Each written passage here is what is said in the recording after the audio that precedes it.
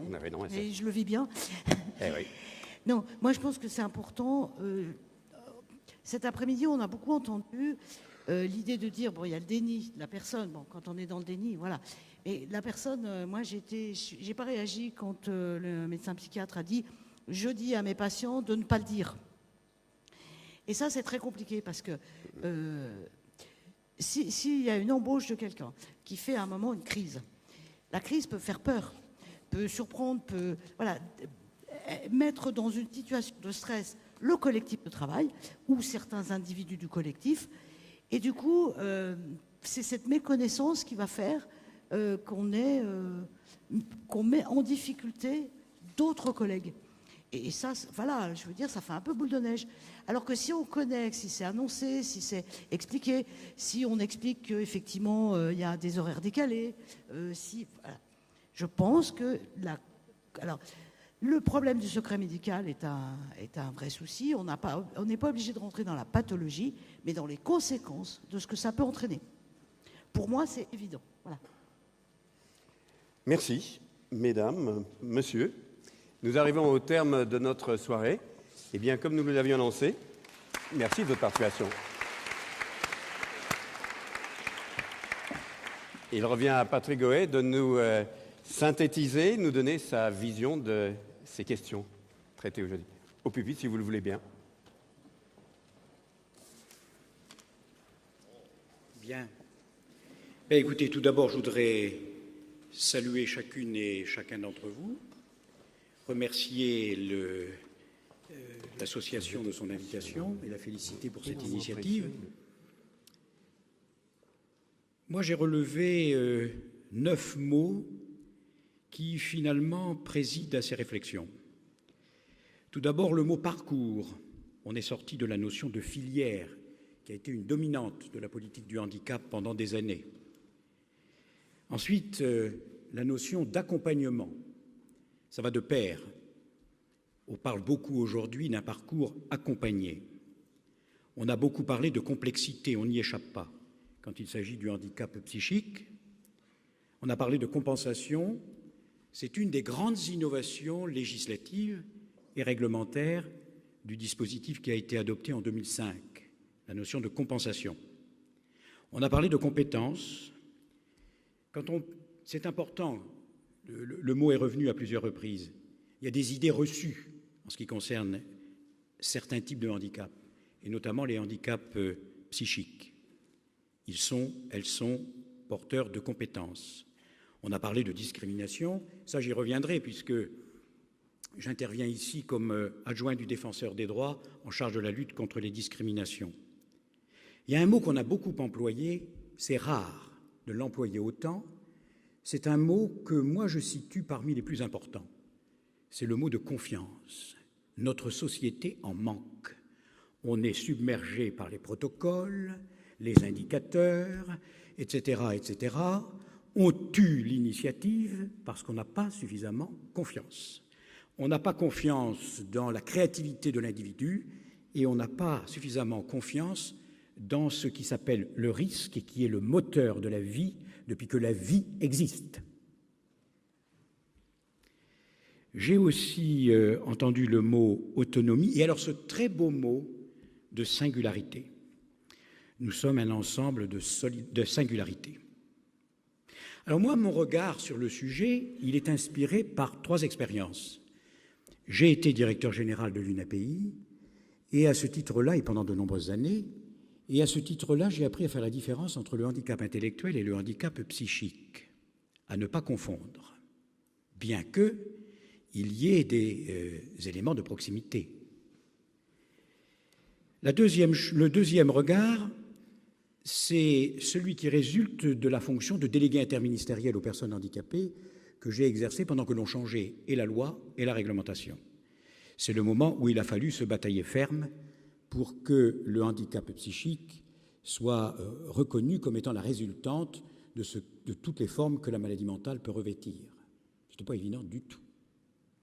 Et d'ailleurs, il y a encore des résistances, et d'ailleurs des résistances argumentées avec honnêteté et sérieux, mais on a quand même beaucoup progressé.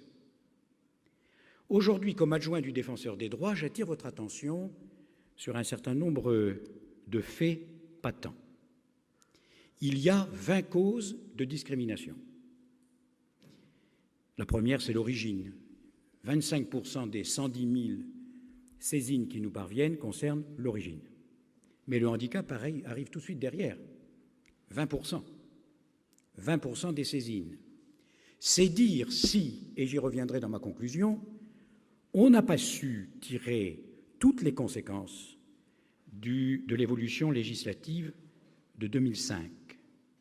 La troisième cause de discrimination, c'est l'état de santé. Et la sixième, c'est l'âge. J'évoque ces quatre-là sur 20 parce qu'elles sont proches et qu'elles expliquent un grand nombre de situations. Alors moi, au terme de cette conférence très riche, j'ai assisté à les deux dernières tables rondes. Vraiment, ce sont des tables rondes de grande qualité. C'est dire si ces sujets, grâce à l'évolution législative, grâce à de nombreuses autres évolutions, ce sujet, on parvient à en débattre et on parvient à en faire un motif de progrès. Tout d'abord, c'est une réalité grandissante que la question du handicap psychique. Nos sociétés occidentales, ce n'est pas la peine de tourner autour du pot, ce sont des sociétés qui sont exposées à des problèmes de santé mentale de plus en plus lourds. La crise, l'incertitude, la complexité générale. Ce qui fait qu'il faut que l'on aille au-delà des seules approches que l'on a eues jusque-là de la question de la santé mentale. On la cible sur des pathologies qui sont des pathologies clairement déterminées, en termes médicaux notamment, mais la question de la santé mentale est une question générale. J'ai représenté le gouvernement français lors du sommet de l'OCDE qui traitait des priorités qu'il fallait retenir pour la deuxième décennie du siècle. Tous les participants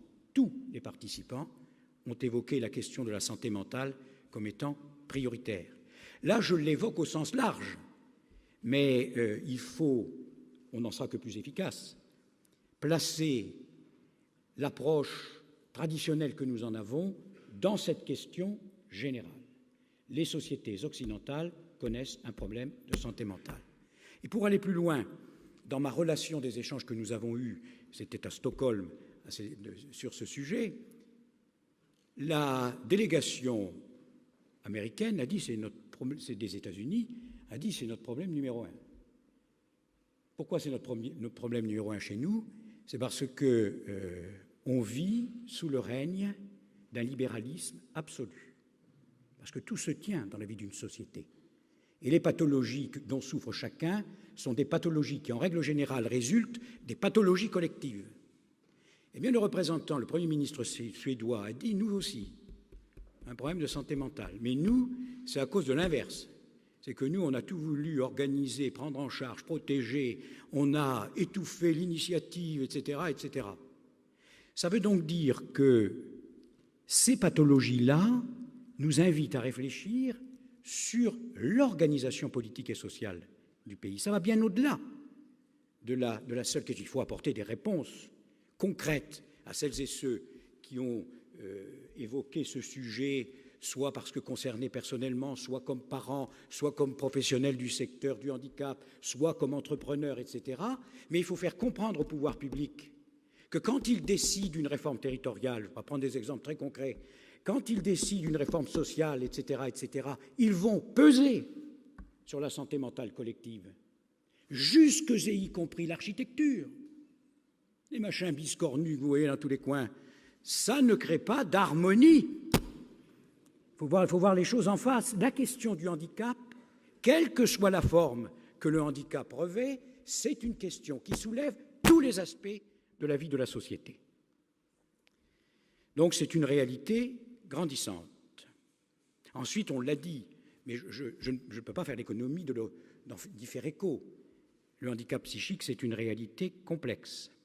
Il revêt diverses formes, il se caractérise par de l'instabilité, il est à la croisée des chemins quant aux réponses qu'il attend du soin et de l'accompagnement, Il est sinusoïdal, il y a des moments de stabilité, des moments de crise, et puis aussi, il souffre d'une approche culturelle, il souffre d'un regard qui continue d'être très largement négatif.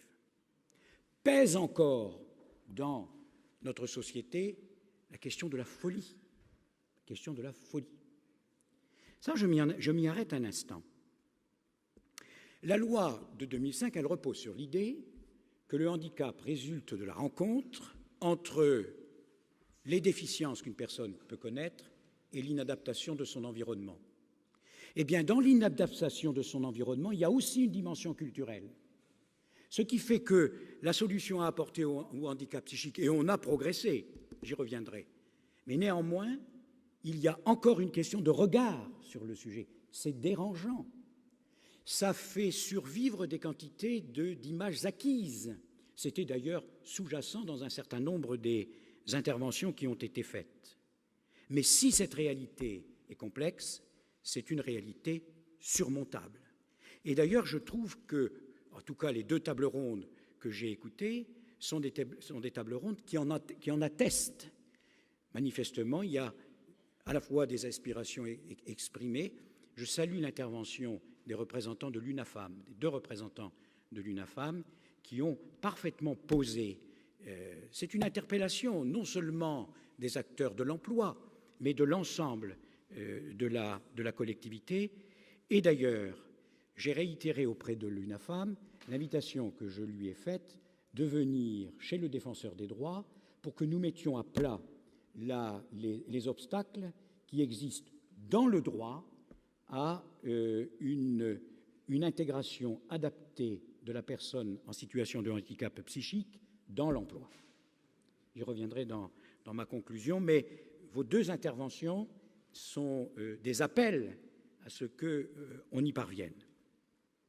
Alors, c'est une réalité surmontable grâce à un accompagnement spécifique, grâce à une prise en compte adaptée. Alors, on a inventé, ça il faudra on a fait un inventaire de cette réponse institutionnelle, le GEM, le groupement d'entraide mutuelle. Visiblement, il est accueilli de manière positive. Ce que le législateur a compris en 2005, parce que c'est en 2005 que l'on a mis en place les GEM, ce qu'il a compris, c'est que comme c'est une réalité oscillante, il faut qu'il y ait quelque part un refuge quand c'est nécessaire. Surtout que c'est une maladie que souvent l'intéressé nie. Je ne suis pas malade.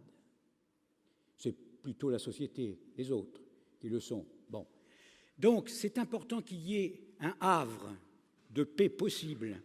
Et d'après le bilan qui a été fait par la CNSA en particulier, et puis vous-même à l'UNAFAM, c'est un bilan positif. Il faut le dire parce qu'on est toujours en train de se plaindre. Quand il y a des choses qui avancent, il faut le dire, le moral collectif sera meilleur. Mais ce sont des progrès insuffisants. Il faut aller plus loin. Et je pense qu'il y a quelques pistes. Tout d'abord, je pense que les outils d'évaluation ne sont pas suffisamment adaptés et qu'il faut ajouter des dimensions. D'une manière générale, en France, on continue de mettre l'accent quasi exclusif sur les incapacités. Il faut aussi évaluer les capacités résiduelles et puis les capacités de substitution, quel que soit le handicap que la personne développe. Ça, ce n'est pas au rendez-vous véritablement aujourd'hui des outils d'évaluation. Il en va de même pour les diagnostics. Et puis, il faut assouplir le système. Les médecins du travail vont comprendre sans doute et approuver. On ensevelit les gens sous des monceaux de papier. Quand vous pensez quand même qu'une personne trisomique, il faut qu'elle aille certifier tous les 5 ans qu'elle est bien toujours trisomique. Vous croyez que ça tient debout, cette affaire-là? Bon. Et puis, je prends cet exemple, mais il y en a d'autres. Il y en a d'autres. Ça s'adresse aussi aux MDPH, aux maisons départementales des personnes handicapées, qui sont une considérable avancée de 2005. Mais c'est une question pour elles. Il faut travailler sur l'approche culturelle. Je viens d'y faire allusion sur la question de l'image du handicap psychique. Le fait d'être passé de la maladie mentale au handicap psychique change l'approche, la compréhension que la société peut avoir de ce phénomène.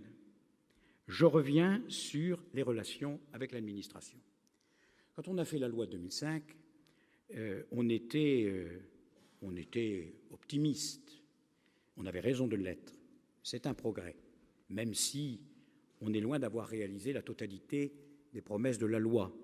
Ce que l'on a été obligé de faire en matière d'accessibilité n'a pas de quoi nous rendre fiers, les Français et les Françaises. Mais on a créé les MDPH. Depuis que je suis adjoint du Défenseur des droits, ça va faire 1 an le 15 octobre, les dossiers de discrimination me parviennent tous sur mon bureau, sauf ceux les plus importants qui, évidemment, sont signés par le défenseur lui-même, Jacques Toubon, qui d'ailleurs vous salue. Et j'observe combien il y a une dimension asymétrique. Ce que je dis là est important. Une relation asymétrique entre le citoyen et l'autorité administrative en général. Je ne fais pas le procès des administrations. C'est un héritage, c'est notre culture. Je vous demande, et certains vont me comprendre dans l'Assemblée, je vous demande de vous mettre un instant à la place, nous aurions dû le faire et nous n'avons pas su le faire, nous mettre à la place de cet être, de cette personne, de cet être vulnérable qui s'adresse à une entité administrative impressionnante, de qui 80% de ce dont on a besoin va dépendre. C'est une relation asymétrique. Alors vous me direz, il y a des représentants des associations, j'ai été le directeur général de l'une d'entre elles pendant de nombreuses années. Les associations siègent à l'intérieur des instances, mais elles sont partie prenante de la structure, quelle que soit la qualité de leurs représentants, la qualité de la posture que leurs représentants peuvent prendre. Il y a besoin d'un accompagnement de cette personne fragile qui est obligée d'aller raconter les difficultés qui sont les siennes. Ce n'est pas facile à dire à un tiers de qui en plus dépend la décision, de qui en plus dépend tout ce dont on a besoin et à quoi on aspire. Et puis il faut qu'on change de culture. On octroie, on évalue, on octroie. On vérifie que c'est bien employé. On vérifie que c'est toujours justifié. Bon. C'est une préoccupation lourde que j'ai maintenant que je suis chez le Défenseur des droits. Je ne l'ai pas appréhendée comme telle quand j'étais délégué interministériel. Et je pense que nous avons à enrichir le dispositif par un accompagnement neutre et bienveillant. La bienveillance manque dans notre pays. C'est comme la confiance. La confiance, la bienveillance, voilà 2 carburants pour le moteur de la société.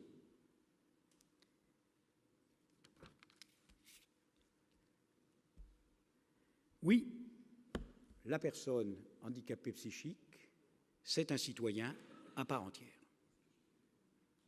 Ce n'est pas uniquement un objet de droit, c'est un sujet de droit.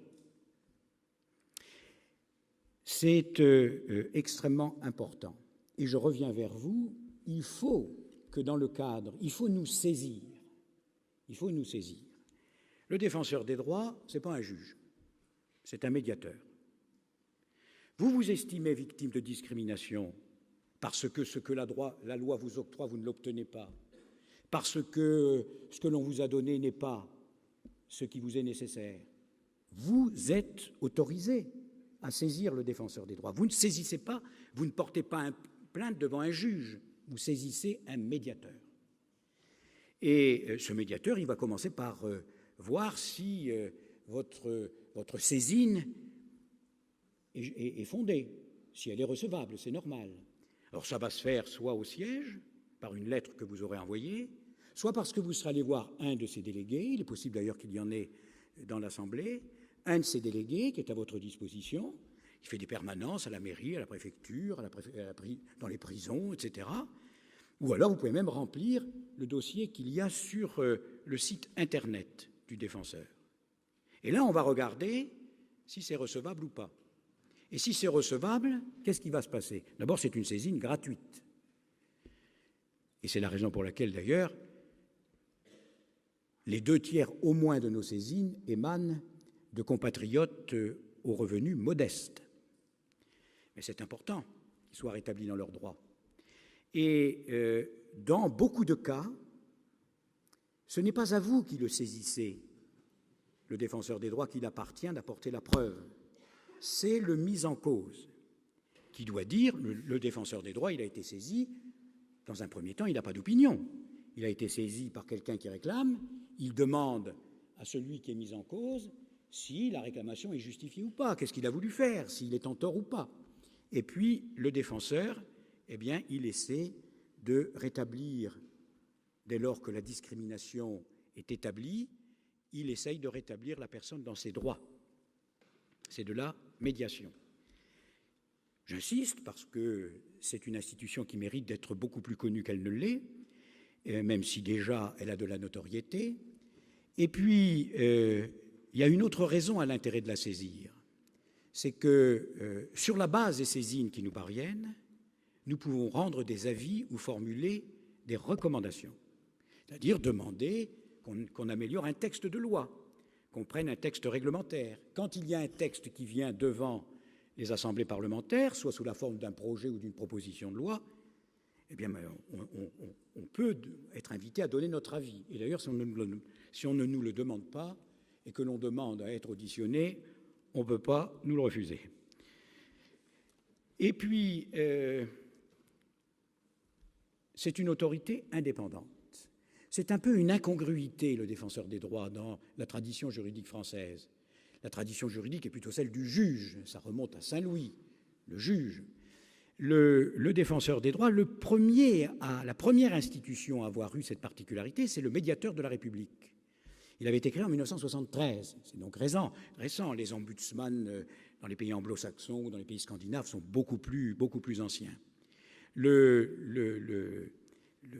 L'importance, c'est cette notion de médiation, rétablir de l'harmonie dans la société entre des individus qui sont confrontés à des difficultés qu'ils partagent. Et donc, je ne peux que vous inviter, sur un sujet comme celui-là, à nous saisir. Alors évidemment, si lorsque nous sommes saisis et que le mis en cause ne donne pas suite à la saisine, à ce qu'on lui suggère, on a évidemment la possibilité de transférer le dossier au juge, on a des pouvoirs d'investigation, de mise en demeure, pour rendre publics les comportements qui sont contraires à l'égalité, etc., etc. Donc, mon intervention dans un cadre comme la réunion d'aujourd'hui, et je vous remercie encore pour votre invitation, c'est aussi pour moi l'occasion de dire que de manière sereine, de manière la plus équilibrée et la plus équitable possible, il existe une institution par le canal de laquelle on peut trouver, sous la forme de la médiation, des solutions à des problèmes particuliers et à partir de ces problèmes particuliers, à une généralisation de ces problèmes. Pour terminer tout à fait mon propos, je voudrais faire un diagnostic très rapide sur les raisons du succès relatif de l'évolution législative de 2005. Je pense que l'on continue toujours de regarder la question du handicap comme une question qui concerne une population particulière, qui appelle des réponses particulières. On continue, de manière culturelle, de n'appréhender la question du handicap que sous l'angle, et il ne faut pas annihiler ça, il ne faut pas l'éliminer, mais on continue de regarder la question du handicap comme étant avant tout une question de solidarité. Oui, c'est une question de solidarité. Mais que fait-on pour les personnes handicapées, quel que soit leur handicap, qui, une fois que c'est fait, ne profite pas à tout le monde? C'est un investissement sociétal, la réponse à la question du handicap. C'est un investissement sociétal. Les exemples sont innombrables. On pense tout de suite à la plateforme du bus, on pense tout de suite au plan incliné, qui est en majorité utilisé par d'autres que par des personnes en fauteuil roulant. Parce qu'une personne qui tire un caddie, qui pousse une poussette, qui a des difficultés à se déplacer, c'est une aisance supplémentaire. Et les exemples foisonnent. Mais ça, on n'a pas réussi à faire comprendre à la société. On n'a pas réussi à obtenir de la société française qu'elle donne à la question de l'accessibilité, sous tous ses aspects, le statut qu'elle a donné à la question de la sécurité. On ne se pose pas de questions.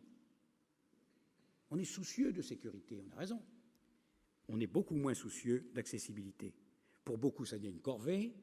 Alors on le fait parce qu'il risque d'y avoir une sanction, alors qu'il faudrait qu'il y ait une adhésion de l'ensemble du corps social à cette évolution générale. La politique du handicap, c'est une politique éminemment républicaine. Quand vous permettez à une personne handicapée, parce qu'aujourd'hui, une personne handicapée qui aime le cinéma ne choisit pas un film, elle essaye de trouver une salle accessible. Quand vous rendez les lieux publics accessibles, eh bien, vous servez la valeur liberté de la République. Quand vous apportez de la compensation à la situation personnelle de la personne, c'est-à-dire vous lui donnez un plus qui compense un moins pour atteindre le signe égal, vous servez la valeur égalité. Et puis enfin, quand vous mobilisez tout le corps social autour de la question du handicap, parce que c'est un investissement sociétal, parce que c'est du mieux-être pour des femmes et des hommes en difficulté, et que dans le même temps, ça facilite la vie de tout le monde, eh bien vous servez ce qui fait le lien entre la liberté, entreprendre, réussir, et l'égalité en droit. Eh bien vous servez la troisième des valeurs de la République, c'est la fraternité. Je vous remercie de votre attention.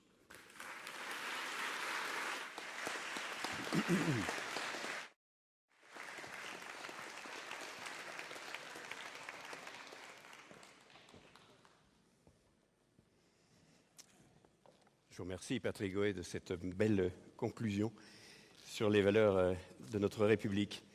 Merci à vous tous d'avoir suivi nos débats jusqu'à cette heure avancée dans la soirée. Merci bien sûr aux intervenants. Je salue l'équipe technique qui a rendu ça possible, fluide. C'est un grand bonheur de travailler dans ces conditions. Nous vous invitons maintenant à partager un cocktail. Il y a également à noter que tout ce que vous avez eu à l'écran, les vidéos, tous les documents, par exemple le travail de recherche, tout ça, ainsi que les actes du colloque, seront disponibles sur le site de Andy-Lyon-Rhône fin octobre. Bravo aussi à nos deux interprètes, dont vous aurez remarqué que le travail est à la fois de la concentration mentale et une sacrée présence physique. Bravo.